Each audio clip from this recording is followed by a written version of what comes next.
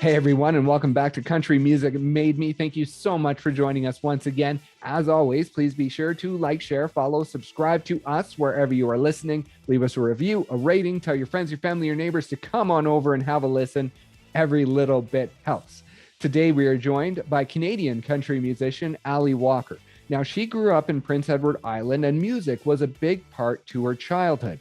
She started piano at a young age. She moved into the drums, and she actually learned the bagpipes at a very high level. And then in high school, she moved into singing and playing guitar. That's when her love of performing really grew. Now, after a year of university at home, she packed her bags and she moved to Toronto to chase the dream of a career in music. Now, 10 years later, she continues to chase that dream. And the positive thing is, it has been a continuous uphill climb to success. She recently released her new single, Country Music, and is set to release a new album next year. So please enjoy our conversation with Alli Walker.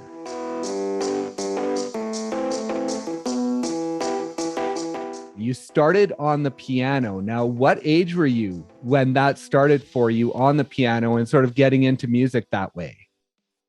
I started on the piano, I would say maybe age 5. I think it was just something that, my parents put me in because they knew it would be great for later in life to have, to be able to play piano, but I really didn't enjoy it at all. And I wish I stuck with it because I feel like people who play piano are just like better at everything because it has such a good foundation of theory. So I didn't stick with it, but I can play it now. Like I can just pick it up and write a song, which is like really all I need to do for right now. But then I went on to drums because I was the biggest tomboy ever. And I loved like Avril Lavigne and Sum 41 and Our Lady Peace. So I was just, jamming out on the drums. So what was it about the drums at that point that made you sort of want to switch from the piano to that? And drums was even before you sort of got the love for the guitar, right? I think I was just a huge tomboy. Like, I don't even know why I wanted to play the drums. I always hung out with guys and, they were skateboarders and they played guitar and they played drums. And I was I played percussion in school. I think that was maybe I just couldn't play anything else, or they were like, you're a percussion girl. So like, playing the triangle and the xylophone. And then we got to play the drums too. And I think I just maybe wanted to practice at home or something.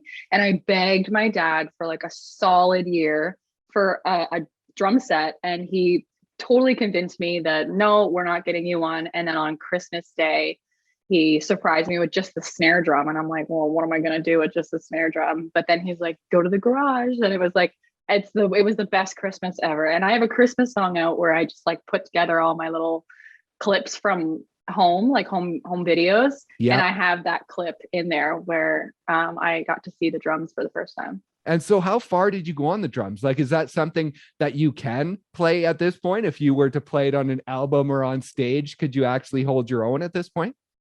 I would need to do some serious practicing. I think, how like, I don't know if you follow Justin Bieber at all, but sometimes he like goes behind the drums and he like does a little something just as flair for his show. Yeah. I see me like later in life once I've got like a big show where I like kind of do that whole thing where I can go back and I can be like, hey, look, I can play the drums. And I was in a show actually when I was like 19. It was a dinner theater show where you acted and you sang and you played every instrument. And so I got to like play drums and sing at the same time. And so I would say I would need some practicing, but yes. And on stage as well, when you get a big show, is there going to be any bagpiping involved? Because that's an instrument that you learned growing up as well, right?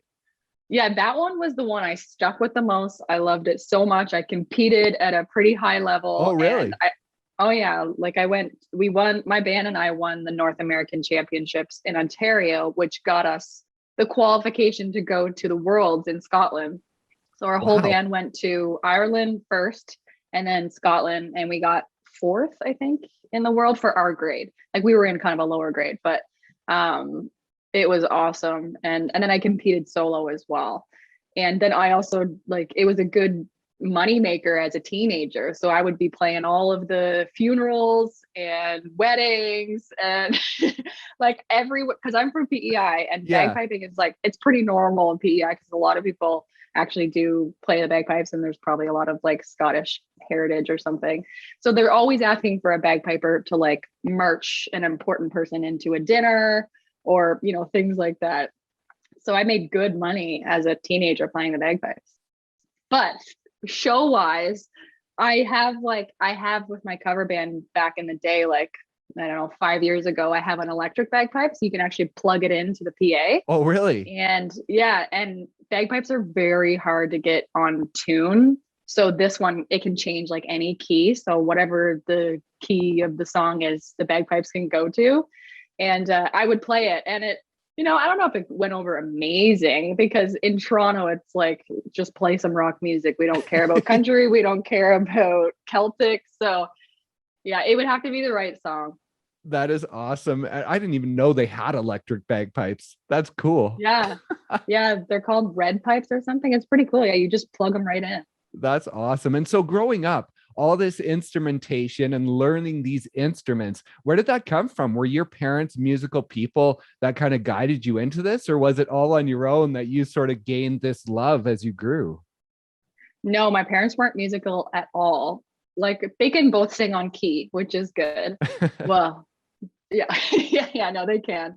But no, they were just the type of parents that put you in everything to see like what I liked, which was a good and bad thing, because as soon as I got bored with something, I'm like, okay, next. So I tried everything, from every sport to every musical instrument to dancing, which was great actually, because I got to realize, oh, I really do love bagpiping. Or once I got into singing, oh, I really love singing and music. So not musical whatsoever. But it was just because they put me in everything, and then I found out what I actually liked. And the singing, I believe, came in high school for you. So was that something that came natural for you? Or when you discovered that you did enjoy it, did you have to work quite a bit at it to sort of gain that voice?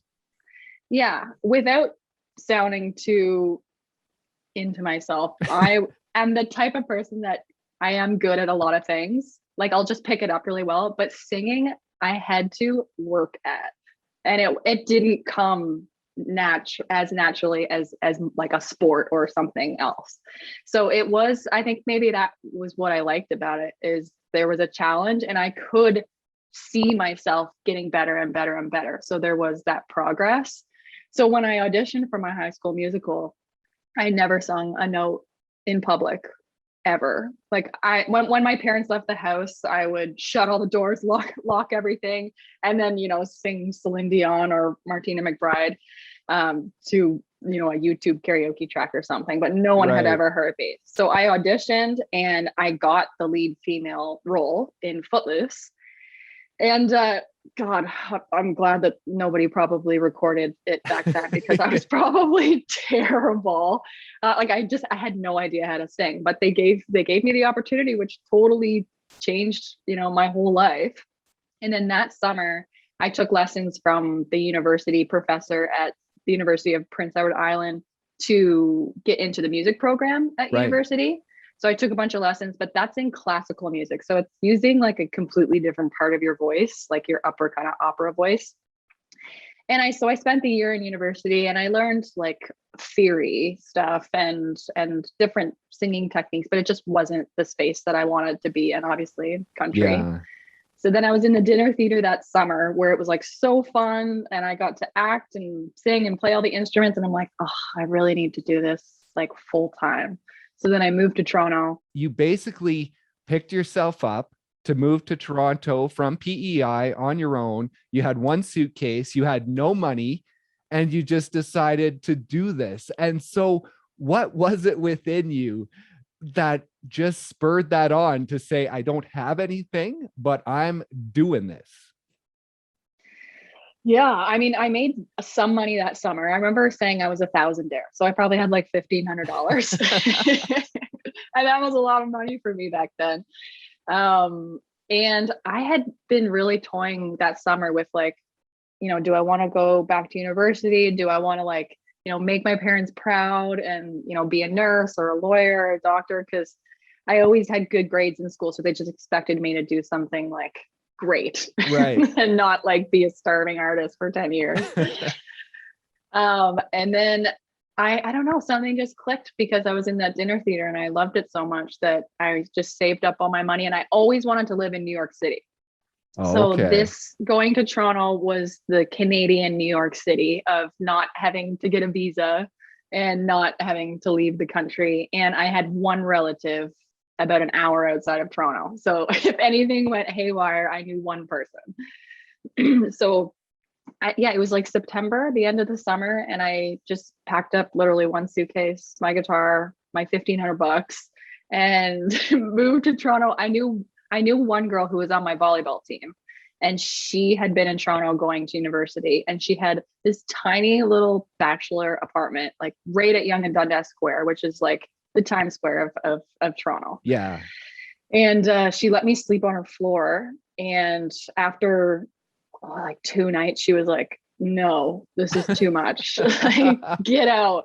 So Wow. then I kind of knew someone else. It was the writer of the dinner theater I was in that summer's girlfriend. She had a place, and I messaged her. Like, I was so fearless. Like, I would never do that now. Just be like, hey, I don't really know you, but can I stay at your condo? And then she let me sleep on her dining room floor for like 2 days. And then in Toronto, there's like a huge street called Yonge Street that is like, I think it's like the longest street in Canada or something. But it's like the main artery downtown. And I walked from the water to Upper Toronto, just going to every single apartment building along Yonge Street, asking if there was any vacancies. And it was like 2 days before the end of the month. And I found one like at the very top finally, but oh wow. I had no credit because I was like 19. So I had to go back and forth with my parents to get them to like co-sign for me to get the apartment. And it was so stressful. But like, again, you're 19, and I just never really thought anything of it. You just go for it. Yeah, that's crazy. I was going to ask if there was any point in that time where it's just like, no, what am I doing? I'm going home. Like, this is just nuts. There wasn't any of that. No. It was just like, this is what I want to do. I'm 19 and who cares? Yeah, I've never missed home, which like I love PEI. And I know that sounds terrible to say, Prince Edward Island, but and I do have like a soft spot for it, but I was so ready to go. I had like issues with friends and bullying, and it was like it also spilled into university because it's so small that you like your high school friends, you also go to university with those same people, and we roomed together. And I was like, I need to get away from these people. So that was a big reason why I left as well, because I was like, I need to get away from these girls. And then, Toronto, you meet all these new people, and like most of my friends are people that I've met here in the last 10 years. Right. And so you're in Toronto for about a year, and you go to a Rascal Flatts show at the Budweiser stage. Now, going to that show, before we talk about what happened at that show, what was your mind frame at that point? Were you performing? Were you into the music at that point, or were you still trying to get a foothold and figure out what to do?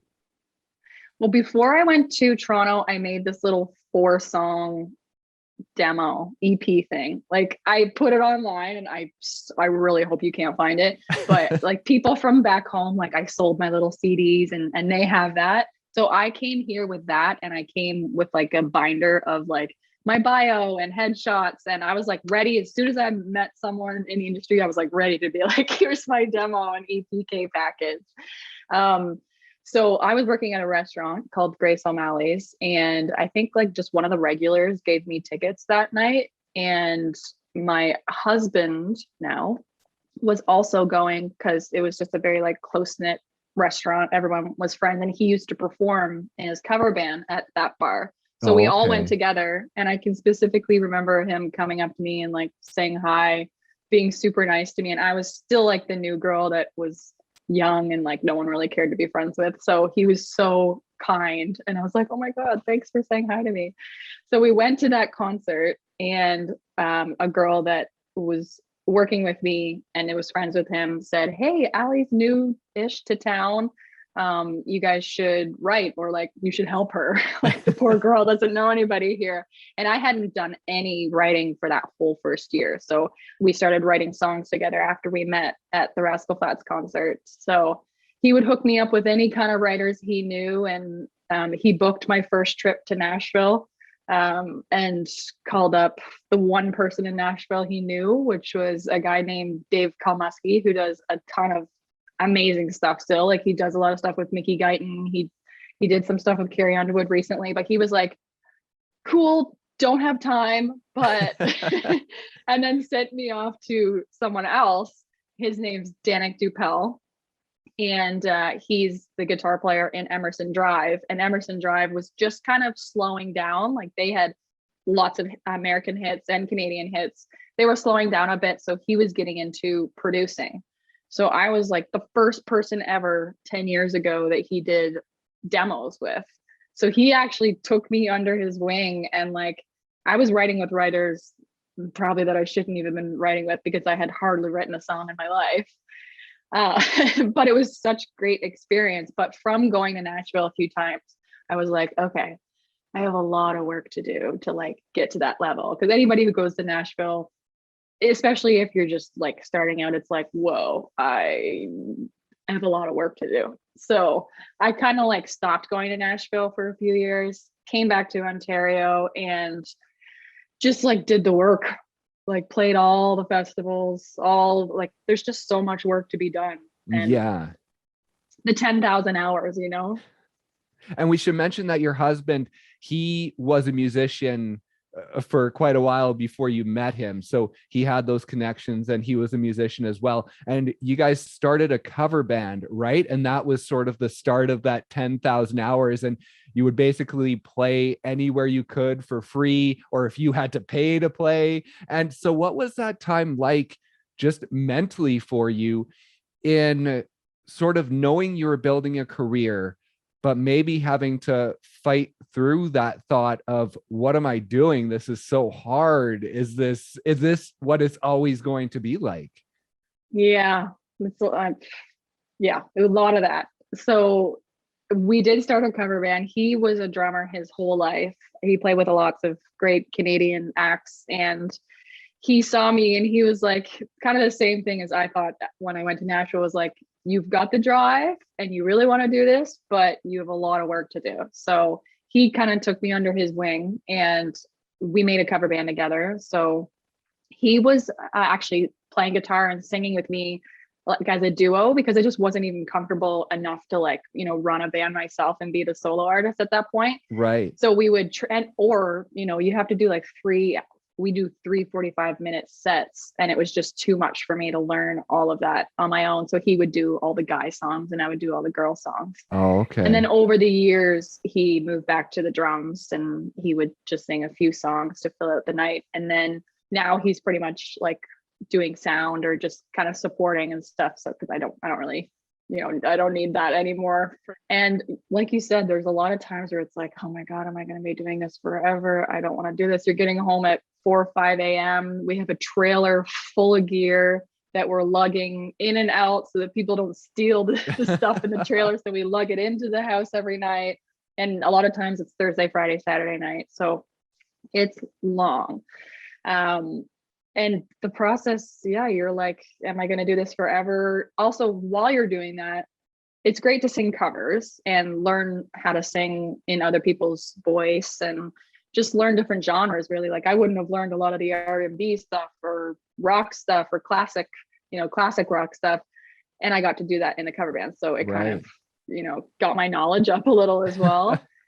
But it kind of muddies who you are, and when you're trying to discover who you are as an artist, because you're like, oh, I'm just going to be like Carrie Underwood, I'm just going to be like Taylor Swift, because you're playing so much of that.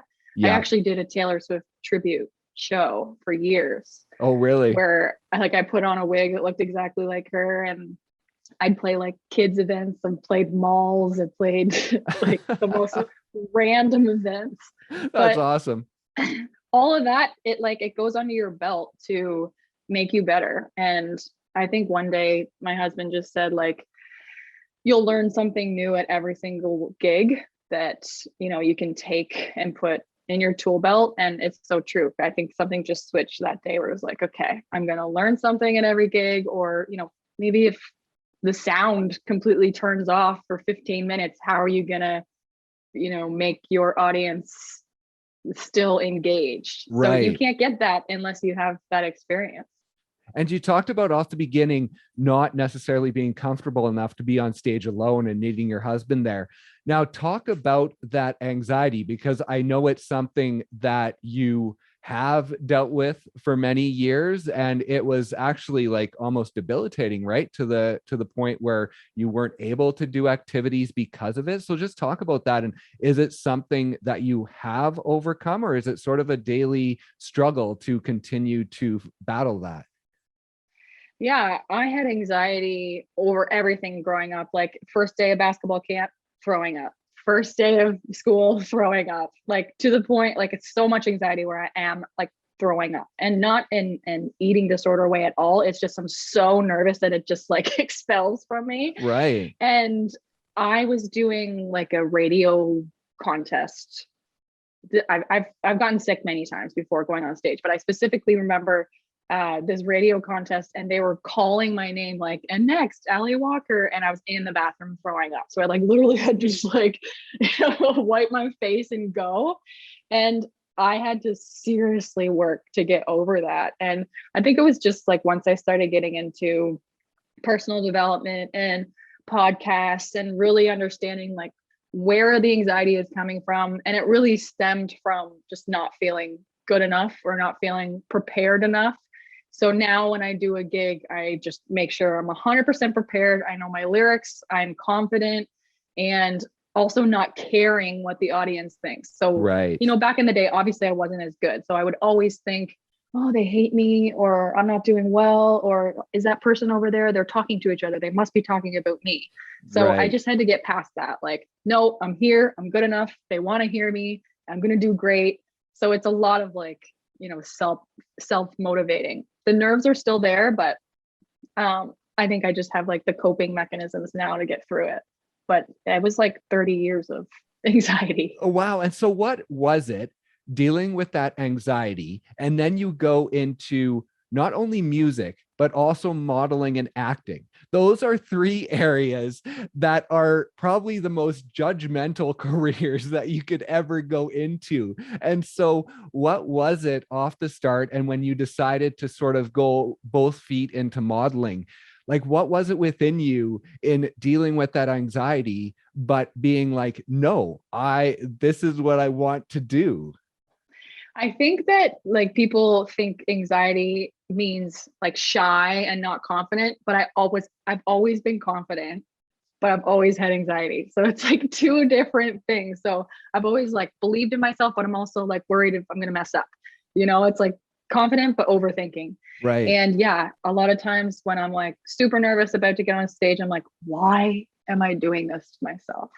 You know, like, why am I putting myself through this hell? Because after the gig, I'm like, wow, that was awesome. It's so fun. And I think the high that you get after a gig is what just keeps me going. But yeah, the modeling, like, why would I go into something where people are just going to judge me all the time?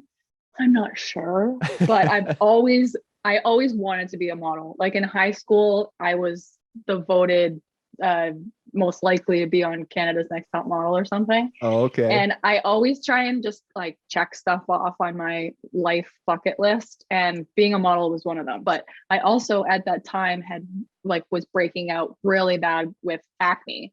And that is like it ties into anxiety as well. And like my mental health going downhill because I just obviously was worried about a client booking me. And then I show up with acne. So then you're anxious about, you know, them not being happy with you and again, judging you for what you look like. So that was a journey of like getting through what people think, but it's more than what they think. It's like they're actually a paying client and you're supposed to come with clear skin. So yes, I don't know why I put myself in these situations, but it was more of like a bucket list thing. And now I can say that I did lots of cool modeling gigs. So that's awesome. And going into your debut album in 2019, it was really based on sort of overcoming those issues of anxiety, of loving yourself. And so going into that album, were you doing a lot of work like therapy, counseling, or was that album really something that helped you get through that time and help you sort of raise up and realize that you were more than maybe what you saw in the mirror? Yeah. So the whole acne thing definitely started my self-development journey. And I've never gone to a therapist or a counselor, but I Okay. just took it totally into my own hands and like brainwashed my mind into positivity and like self-development. So I listened to every podcast I could at all times. Like I'd wake up, put it on, brush my teeth, always have something going on. And you can learn so much because a lot of times these self-development podcasts have therapists that come on and give you tools. Right. Or, you know, people who have been through maybe similar things. And so I just did all that. I read all the books and then music. So I would be writing how I'm feeling. And I really wasn't planning on putting any of it out. But when I was being like a little more vulnerable on social media, like I posted my first picture with like a face full of acne, and I realized people do actually like things that they can relate to. So Right. yeah, people, because I was before that, I was kind of playing the comparison game and like the Instagram game where you're totally like face tune your face and make you look way better than you are. And you know, I'm glad I don't do that anymore. And I just think it's a terrible thing for like young people to feel like they have to do that. But I did get trapped in that. But then once you go through the self-development and writing songs about it, it was like the audience it came basically. They're like, wow, I can relate to this girl. And so then I did start putting the songs out, and then each song kind of had to do with like mental health or bullying or loving yourself. And I didn't want it to come across in a way where I was preaching it, because I was literally going through it still. Like a lot of times when people are preaching it, it's really, they're going through it still and they want to like still have that conversation. So I Right. can look back on it now and just really realize those songs were like tools even for myself. And so going into that album, that was your debut album. So after all those hours you've put in, you're going into this album that you've written yourself. You didn't have any co-writers. You wrote it yourself. I mean, maybe your husband helped you along the way, but it was your writing. It's your debut album after all these years of grinding to find out who you are as an artist. So what was that moment like when you started putting out those songs and sort of that realization that you were becoming an artist? Oh, it was so nice because being a perfectionist as well, you never want to put something out unless you feel like it's 100% perfect. And I never thought I was ready. Right. I wanted to be ready, and I would say, yeah, I'm good to go. But I'm like, no, I could get better at this, or I could get better at this. It was also like, okay, you've been at this for 10 years. Let's just put something out. It doesn't have to be perfect. We literally recorded it in our basement. My husband produced it all. And I was like, let's just put it out and see what happens. So then I also, it was great experience of like releasing music on your own, because I put a song out like every month, basically for 10 months. Yeah. So it was like learning how to be an independent artist, like uploading the songs yourself, doing the photography yourself, doing the videography yourself. I had a publicist. That was really my only team members. We hired a publicist to try and get some media and like a little bit of buzz going, which was the best like only team member to have for that project, because it really just elevated it. And I didn't have any expectations, but we got on a few playlists. And I think when the full album came out, we saved 2 songs for the album, and it went, number 9 on iTunes. And I was like, I'm cool with that for, a first album and a first little buzz. And then, it's been 2 years since that album. Yeah. And I'm obviously excited to like elevate it all. We've got a new producer, Danik, who is now full circle working again 10 years ago to now, because he's Right. done a ton too. He's had all these hits in Canada as a producer. So it was really cool to like get back in with him and just elevate it. Like I didn't want to stray away too much from the concept, because people do know me as, talking autobiographically and vulnerably. This is just kind of like, I'm in my 30s now. I've learned a little more. We've been through the pandemic. So it's still kind of autobiographical, basically, for this next album. Right. And I wanted to ask you about the pandemic because for 10 years, you were basically running 100 miles an hour on a treadmill. Like you were doing everything to get this career off the ground. And so through 2019, you release your album and you're building up all this momentum. And then 2020 hits. What was it like for you as someone who was used to just going, to all of a sudden have to stop and have nothing to do and not necessarily be able to do anything to move your career forward for a little bit? I kind of loved it. You didn't go crazy? No, I was like, oh my God, this is exactly what I needed, because I didn't know what direction to go in next. And people expect you to like put a song out the next month because that's what you've been doing for a year. Right. But I needed to like readjust, reassess, okay, what's my next move? And it gave me that time. I wrote a ton of songs. I used to put, like at the very beginning of the pandemic, because we had so much time, I was just writing on my own again. And we would do the little demos and then I'd put them on social media and get feedback from people. That was just on Instagram. They were called the demo decisions. And I was gonna record some of those. And then I just kept writing more. And my husband's like, you need to co-write more. I'm like, yeah, but we're in the pandemic. Who the heck are we gonna write with?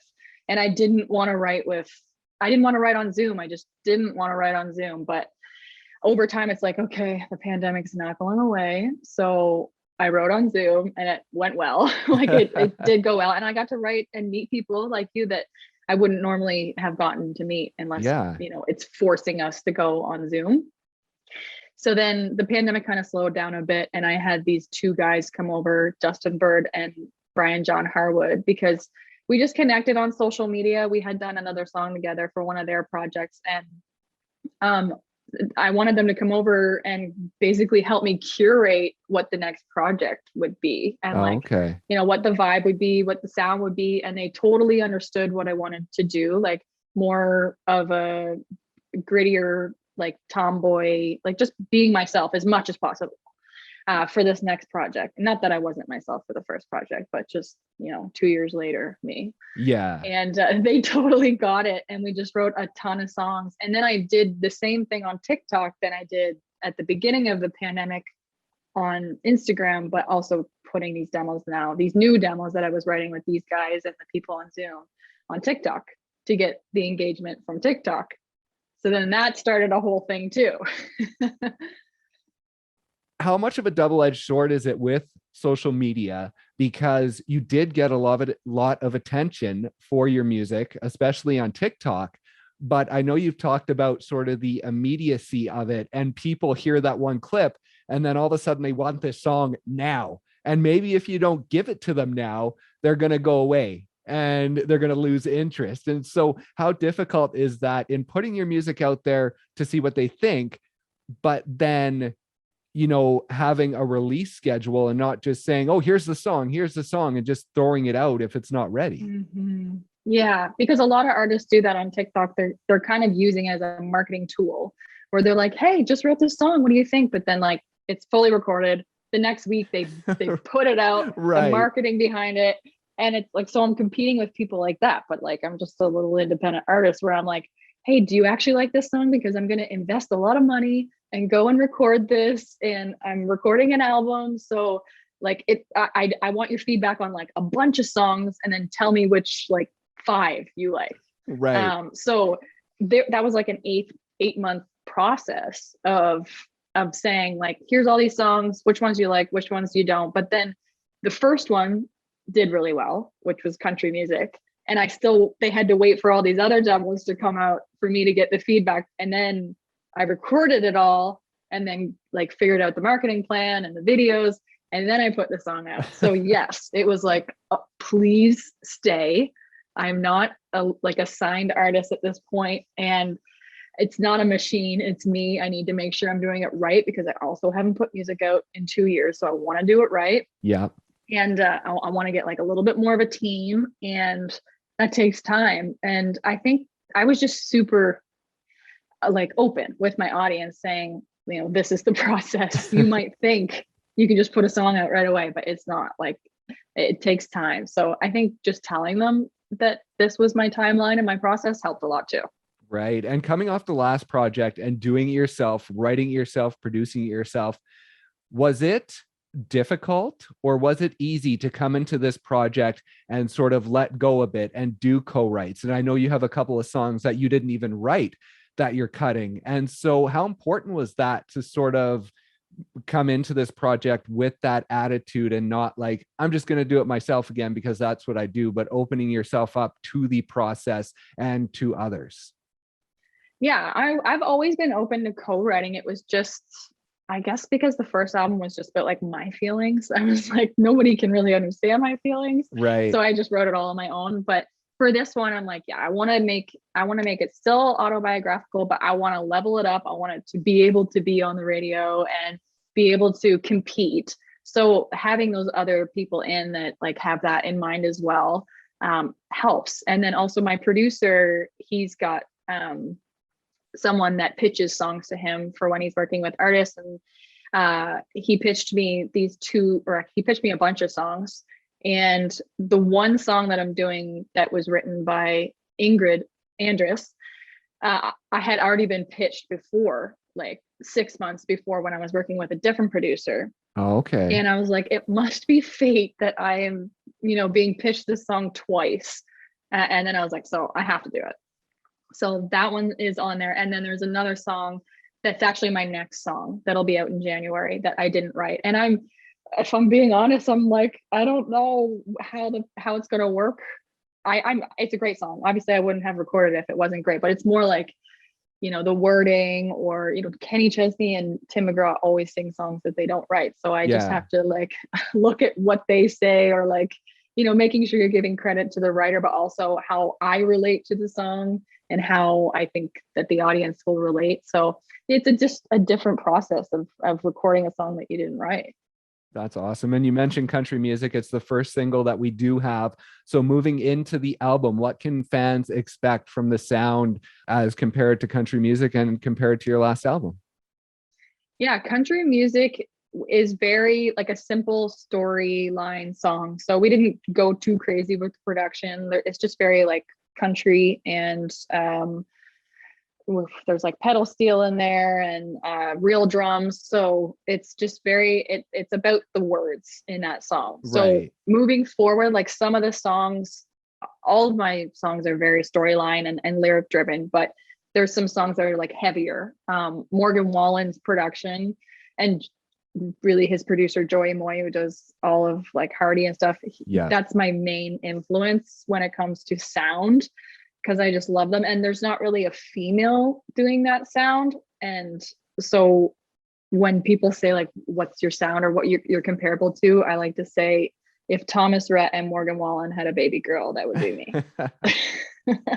Because Thomas Rhett's like family values and his songwriting, and it's very storyline driven. And then Morgan Wallen with his a little bit more grit. He's very like tomboy. Well, he's a guy, but if I was Morgan, I'd be a tomboy. And then the production. So that's the sound and the vibe of the album. Well, congratulations on everything, even though it has been a slow climb. I know that especially over the past 2 years, a lot of stuff has been taken off your dream board and a lot of bucket lists have been crossed off. So it's awesome to see that journey and that it is moving upward. Even if it's slow, it is going upward. So that's a great sign.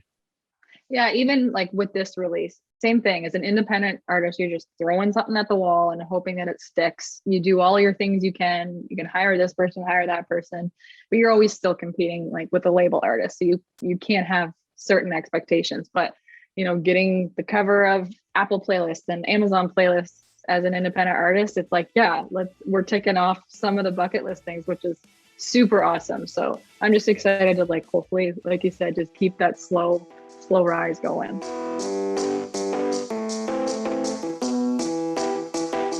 Thank you once again so much for joining us. And thank you to Alli for stopping by and sharing her story. Be sure to check out her new single, Country Music, wherever you stream your music. Please also be sure to like, share, follow, subscribe to us wherever you are listening. Leave us a review, a rating, tell your friends, your family, your neighbors to come on over and have a listen. That support is huge. Thanks once again for listening, and we'll see you next time on Country Music Made Me.